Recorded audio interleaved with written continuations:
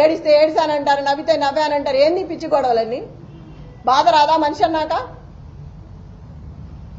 అడిగితే అడిగామంటున్నారు. మీరందరూ కూడా చూస్తున్నారు కదా, మార్నింగ్ నుంచి అందరూ వచ్చారు కదా, తీసుకున్నారు, జరిగిందంతా చూస్తున్నారు. నా భర్త ఇన్ని ఎలక్షన్స్ లో ఉన్నప్పుడు కూడా ఇలాంటిది ఎక్కడా వినపడలే. నేను స్టేట్ లో ఉన్న ఆకు రౌడీలు మొత్తం తీసుకొచ్చి పెట్టుకున్నారు. అంత దౌర్భాగ్యమా?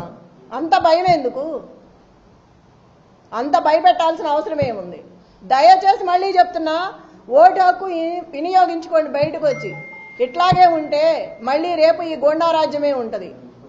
మీరు కనుక పార్టీని గెలిపించుకుంటే రేపు మీకు అండగా ఉంటుంది. ఇప్పుడు ఏం జరిగినా నేను చూసుకుంటాను. ప్రజలందరినీ మీకు అండగా ఉంటా, మీ వెనకమాల నిలబడతా, పార్టీ అండగా ఉంటుంది. ఏదైనా సరే 13వ తారీఖు వరకు ఎంత ఇబ్బంది అయినా పెట్టండి, ఎంతైనా భయపెట్టండి. కానీ 14వ తారీఖు తర్వాత మాత్రం మాదే. అప్పుడు చెప్తాం ఒక్కొక్కళ్ళ పని ఎవడేంటనేది. అప్పుడు చూసుకుంటాను. నేను ఎవరేం చేశారో ఇవాళ గుర్తుపెట్టుకుంటాను. పనికి మాలిన ఆకురౌడీ కూడా నోరెత్తి మాట్లాడుతున్నాడు ఇవాళ.